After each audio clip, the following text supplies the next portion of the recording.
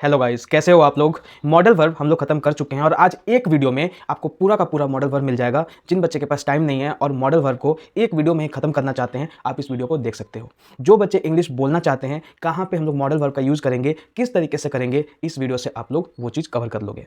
Modal verb क्या होता है? मॉडल वर्ब एक हेल्पिंग वर्ब है। जैसे आई एम गोइंग में एम हेल्पिंग वर्ब है, वैसे ही आई कैन गो में भी कैन क्या है, एक हेल्पिंग वर्ब है। ये मॉडल वर्ब इसीलिए है क्योंकि मॉडल वर्ब सामने वाले का मूड या क्या भाव है ये व्यक्त करता है कि वो रिक्वेस्ट कर रहा है या परमिशन मांग रहा है या किसी संभावना की बात कर रहा है, प्यार से बोल रहा है या रूडली बोल रहा है। तो ये हाव भाव हमें दिखाना होता है जब हम बात करते हैं। तो जब इन सारी चीज़ों को आपको यूज़ करना है इंग्लिश में, तो हमें मॉडल वर्ब पढ़ना होता है। मॉडल वर्ब में जो मेन हमें पढ़ना होता है can, could, may, might, will, would, shall, should, must, ये आपको पढ़ना होता है। इसके साथ साथ हम इसका जो परफेक्ट मॉडल वर्ब है, इसका ये मतलब है कि मॉडल वर्ब के बाद में हैव लगता है। जैसे can have, could have, may have, might have, will have, would have, shall have, should have और मस्ट हैव। इसके बाद आपको नीड भी पढ़ना होता है, डेयर भी पढ़ना होता है और यूज्ड टू भी पढ़ना होता है, और मस्ट के बाद एक आउट टू, ये भी आपको पढ़ना होता है। तो ये सारी चीज़ें आपको मॉडल वर्ब में पढ़ना होता है और सबका बड़ा ही यूनिक यूज़ है। और कई जगह हम लोग कंफ्यूज होते हैं कि कहाँ पे कुड का यूज़ करेंगे, कहाँ पे वुड का यूज़ करेंगे। तो ये मैं आपको आज लेक्चर में बताऊंगा। आप लेक्चर में बने रहो और लास्ट तक बने रहना, आपको ये पता चल जाएगा कि मॉडल वर्ब का एक्चुअल यूज़ कहाँ है। आज के बाद आप उसको यूज़ कर पाओ। सबसे पहले कैन और कुड को खत्म करते हैं। कैन का हिंदी क्या होता है? सकना। तो कहीं भी सेंटेंस में सकना आएगा, आप कैन यूज़ कर सकते हो। जैसे कि आप बोलना चाहते हो कि क्या मैं इस काम को कर सकता हूँ, can I do this work हो जाएगा इसका इंग्लिश। अब परमिशन मैं दूंगा कि हाँ तुम इस काम को कर सकते हो, yes you can do this work. तो आप देखो दोनों में कैन यूज हो रहा है, एक में परमिशन की बात हो रही है और एक में रिक्वेस्ट की। संभावना की जब बात करेंगे तो ये आप सेंटेंस ध्यान रखना कि बारिश हो सकती है, it can be rain. Again can का यूज है लेकिन संभावना का सेंस दे रहा है। उसी तरीके से क्षमता का जब सेंस देगा, जैसे I can swim across the river, मैं इस नदी को तैर के पार कर सकता हूं, तो यहाँ पे क्षमता की बात हो रही है। तो आपको चार मैंने यहाँ पे चीज़ बताई कि कैन का यूज़ हम क्षमता के सेंस में करेंगे, संभावना के सेंस में करेंगे, रिक्वेस्ट के सेंस में करेंगे और परमिशन के सेंस में करेंगे। अब आते हैं कुड पे। कुड का यूज़ कहाँ पे आप करोगे? कुड का यूज़ जहाँ जहाँ मैंने प्रेजेंट में यूज़ किया है, जब पास्ट की बात हो रही होगी तो आप कुड का यूज़ कर सकते हो। जैसे आपको पास्ट में कहना हो कि मैं नदी तैर कर पार कर सकता था, तो आप क्या बोलोगे? I could swim across the river. तो वहाँ पे पास्ट का यूज़ हो गया। तो जहाँ जहाँ मैंने वहाँ पे प्रेजेंट में कैन का यूज़ बताया है, उसका आप पास्ट में कुड यूज़ कर सकते हो। उसके बाद कुड का एक यूज़ जो कि यूनिक यूज़ है, प्रेजेंट में जब आप पोलाइट रिक्वेस्ट करते हो, जब आपको कहना हो कि क्या तुम मुझे एक गिलास पानी दोगे, बड़ा ही विनम्र भाव से आप पूछ रहे हो, तो आप क्या बोलोगे? Could you please give me a glass of water. तो यहाँ पे आप एक विनम्रता का सेंस दे रहे हो कि कितना प्यार से आप किसी से रिक्वेस्ट कर रहे हो। तो एक ये कुड का यूज़ होता है। और इसी के साथ मैं आपको अब विल और वुड समझाऊंगा, क्योंकि कुड और वुड में आदमी कंफ्यूज होता है। तो पहले विल का देखो, फिर वुड का बताऊंगा। तब आपको कुड वाला जो पोलाइट रिक्वेस्ट वाला बताया, वैसा ही कुछ वुड में भी आपको बताऊंगा। विल का यूज़ हम लोग करते हैं जब हमें फ्यूचर में कोई सेंस देना होता है। जैसे मैं पढ़ने जाऊंगा, I will go to study. मैं स्कूल जाऊंगा, I will go to school. तो यहाँ पे आप देखो कि हम लोग विल का यूज़ कर रहे हैं। वह स्कूल जाएगा, he will go to school. आप ये देखना कि कई बार आपको बताया जाता है कि आई के साथ आप शैल यूज़ करो, वी के साथ शैल यूज़ करो और बाकी सब के साथ आप विल यूज़ करो। कहने का मतलब है फर्स्ट पर्सन के साथ आपको शैल यूज़ करना है और सेकंड पर्सन और थर्ड पर्सन के साथ विल यूज़ करना है। लेकिन आज के समय में ऐसा कुछ नहीं है, आप आई के साथ भी विल यूज़ कर सकते हो। और मतलब कि जितना भी पर्सन है, first person, second person, third person, तीनों के साथ आप विल यूज़ कर सकते हो। जब शैल का यूज़ आएगा तो बताऊंगा कि शैल का यूज़ हम लोग कब करेंगे, कैसे करेंगे। तो विल का यूज़ एक हो गया कहाँ पे? जब फ्यूचर में सेंस देना होगा। सेकंड यूज़ है इसका जब आप इच्छा का सेंस देते हो।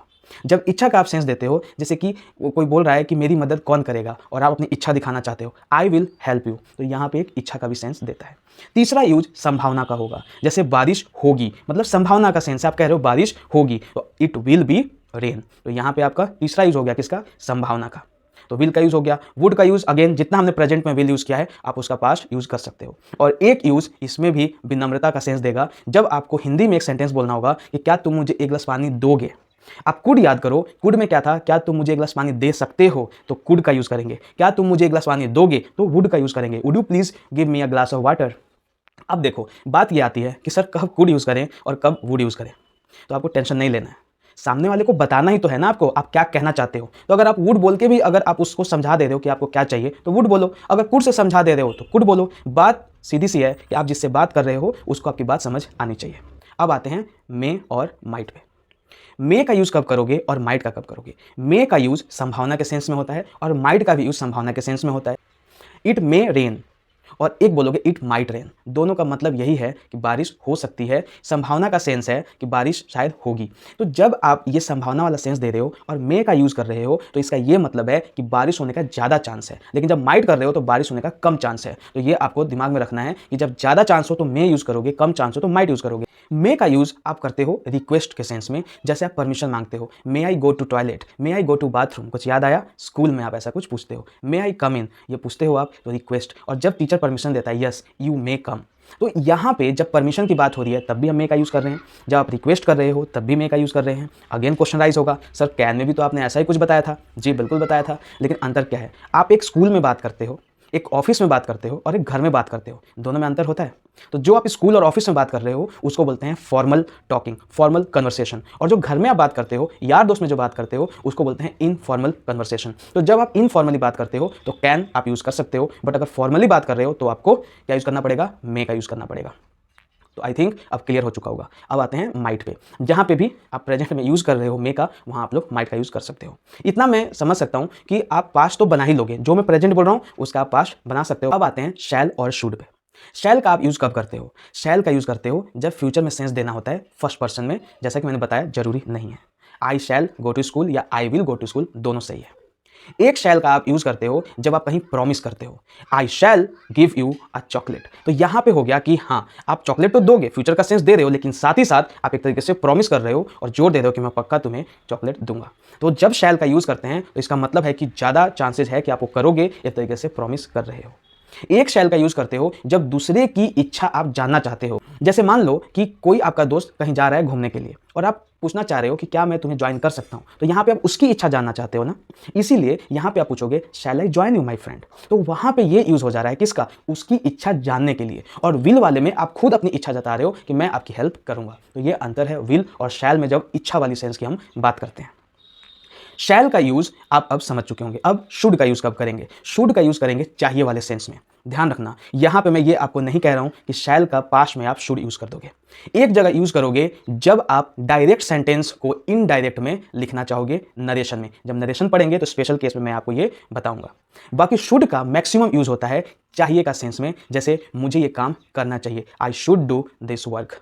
मुझे नहाना चाहिए, आई शुड टेक बाथ। तो ये इस तरीके से हम लोग शुड का यूज करते हैं। शुड का एक यूज होता है जब आप अगर वाले सेंटेंस में यूज करते हो, अगर वो आएगा, अगर वो आता है तो मैं चला जाऊंगा। If he should come I will गो। यहां पे अब कंफ्यूजन होगा कि सर इसको ऐसे भी तो बोल सकते हैं, if he comes I will गो। देखो दोनों में अंतर है। If he comes I will गो में पक्का है कि वो अगर आता है मैं चला जाऊंगा, लेकिन अगर मैं कहता हूं if he should come I will गो, इसमें डाउट है। मैं कह तो रहा हूं कि चला जाऊंगा, लेकिन पक्का नहीं है कि मैं जाऊंगा या नहीं जाऊंगा। तो ये दोनों में अंतर है, थोड़ा सा अंतर है, और थोड़े से अंतर का ही खेल है यहाँ पे। शुड यूज करोगे तो इसका ये मतलब है कि मैं कह रहा हूं पक्का नहीं है कि जाऊंगा कि नहीं जाऊंगा, लेकिन जब शुड नहीं यूज करोगे तो ये क्लियर हो जाएगा कि मैं पक्का है कि चला जाऊंगा। तो एक ये शुड का आप यूज करोगे और अच्छी तरह आपको ये चीज समझना है। डाउट होता है आप मुझे व्हाट्सएप ग्रुप में मैसेज करो या फिर कमेंट में भी आप मेरे से पूछ सकते हो। तो शैल का यूज हो गया, शुड का यूज हो गया। अब आते हैं मस्ट पे। मस्ट का यूज जो हम लोग करते हैं ये बहुत ही आप कंफ्यूजन होता है कि सर शुड में भी चाहिए होता है, मस्ट में भी चाहिए होता है, आउट टू में भी चाहिए होता है। तो ये देख लो कि जब चाहिए नॉर्मल सा है तो शुड, उससे बड़ा तो मस्ट, उससे बड़ा तो आउट टू। जैसे मुझे पढ़ना चाहिए, आई मस्ट डू स्टडी। और यही पेरेंट्स की बात आती है, जब हम मोरल की बात करते हैं तो वहाँ पे हमें जैसे पेरेंट्स की आपको मदद करनी चाहिए या पेरेंट्स की रिस्पेक्ट करनी चाहिए। We ought to respect our parents. तो इस तरीके से आप समझोगे कि जब चाहिए का जो डिग्री होगा कि कितना चाहिए, तो उसमें आप लोग बढ़ते जाओगे। सबसे छोटा शुड, उससे बड़ा मस्ट, उससे बड़ा आउट टू। तीनों का मतलब चाहिए ही होता है। मस्ट का भी यूज हो गया। अब आते हैं नीड, डेयर और यूज्ड टू पे। यूज्ड टू का कब आप यूज करते हो, जब पास्ट में कोई हैबिट थी अब वो नहीं है। जैसे I used to smoke daily. इसका क्या मतलब है, मैं डेली स्मोक किया करता था लेकिन अब नहीं करता हूं। तो जब किसी हैबिट में डिसकंटिन्यूटी आ गई है, अब वो नहीं करता है, तो आप यूज्ड टू का यूज करते हो। जैसे I used to play cricket a lot, मतलब मैं बहुत ही ज़्यादा क्रिकेट खेला करता था लेकिन अब नहीं खेलता है। तो यूज्ड टू का यूज इस तरीके से करते हैं, पास्ट में कोई हैबिट है और अब वो नहीं है। डेयर का यूज़ कब करेंगे? जब हिम्मत वाली बात हो। I dare not go to the school, मतलब होमवर्क नहीं कंप्लीट किया है किसी ने और अब वो स्कूल जाने की हिम्मत नहीं कर सकता है, तो बोल रहा है I dare not go to school. ये इसमें ध्यान रखना कि जब डेयर का यूज़ कर रहे हो तो अक्सर हम गलती क्या करते हैं, I dare not to go to school आदमी यूज कर देता है। आई डेयर नॉट के बाद सीधा आप गो का यूज करोगे, टू का यूज नहीं करोगे। एरर वाला जो क्वेश्चन आता है उसमें ऐसा डाल दिया जाता है। आपको ये ध्यान रखना है कि हमेशा डेयर के बाद जो मेन वर्ब आएगा वो टू के बिना आएगा, ये आपको ध्यान रखना है। उसी तरीके से नीड का हिंदी क्या होता है? जरूरत, मतलब I need not go to school. Need का जब आप यूज़ करते हो तो ज़रूरत वाले सेंस में करते हो। जैसे मुझे ज़रूरत नहीं है स्कूल जाने की, तो क्या बोलोगे? I need not go to school. तो यहाँ पे भी नीड के बाद नॉट है और नॉट के बाद सीधा गो, टू यूज़ नहीं करोगे, गलत हो जाएगा। I need not go to school हो जाएगा। और ये इंपॉर्टेंट है, आप इसको हल्के में मत लेना। नीड और डेयर वाले केस में ज़्यादा कंफ्यूजन होता है। बाकी मॉडल वर्ब में तो आपको बताया ही है कि मॉडल वर्ब के बाद वर्ब का फर्स्ट फॉर्म यूज़ होता है ऑलवेज, इसमें आपको डाउट नहीं होना चाहिए।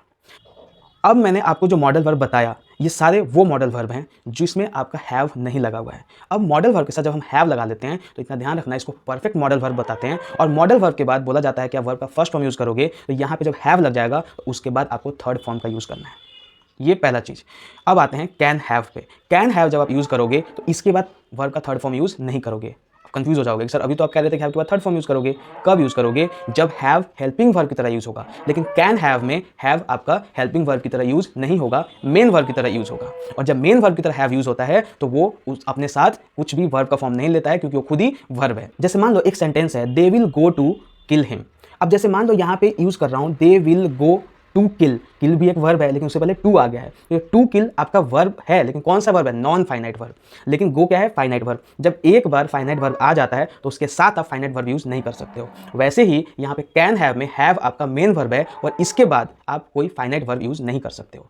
हैव क्यों मेन वर्ब की तरह यूज़ हो रहा है? हैव आपका अधिकार का सेंस देता है। जैसे आई हैव अ कार, तो यहाँ पे हैव क्या है? मेन वर्ब है, ना कि हेल्पिंग वर्ब है। लेकिन वही बोलूँ I have gone to Patna, वहाँ पे आप हैव के बाद वर्ब का थर्ड फॉर्म यूज़ कर रहे हो, हैव आपका हेल्पिंग वर्ब है। तो इसीलिए कह रहा हूं कि हैव जब मेन वर्ब की तरह यूज होगा तो उसके बाद वो कोई भी वर्ब का थर्ड फॉर्म नहीं लेगा। क्या? वो वर्ब ही नहीं लेगा, क्योंकि वो खुद मेन वर्ब है, एक फाइनाइट वर्ब है।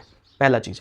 दूसरा, हैव का यूज हम लोग जब मेन वर्ब का करते हैं तो सिर्फ अधिकार के सेंस में ही नहीं करते हैं। हैव का यूज हम लोग करते हैं इंजॉयमेंट के सेंस में भी। जैसे आप डिनर कर रहे हो तो क्या बोलोगे? I am having dinner. इसका मतलब है कि मैं डिनर कर रहा हूं। तो यहाँ पे हैविंग का क्या मतलब है? जब इंजॉय करते हो ना तो आप हैव का यूज करते हो, मतलब मैं डिनर को इंजॉय कर रहा हूं। तो हम लोग जब अच्छी तरह बोलना होता है तो क्या होगा? I am having dinner. आप ये भी कह सकते हो I am eating dinner, but having ज़्यादा अच्छा माना जाता है। तो कैन हैव का जब आप यूज करोगे तो हैव का यूज वहाँ पे होगा इंजॉय वाले सेंस में। जैसे I can have party at home, मतलब जो पार्टी है वो मैं घर पे ही रख सकता हूं। तो वहां पे कैन हैव का यूज हो गया। और हैव किस तरह यूज हो रहा है? मेन वर्ब की तरह।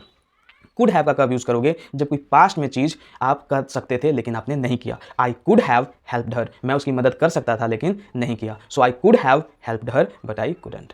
तो इस तरीके से आप यूज करोगे कुड हैव का।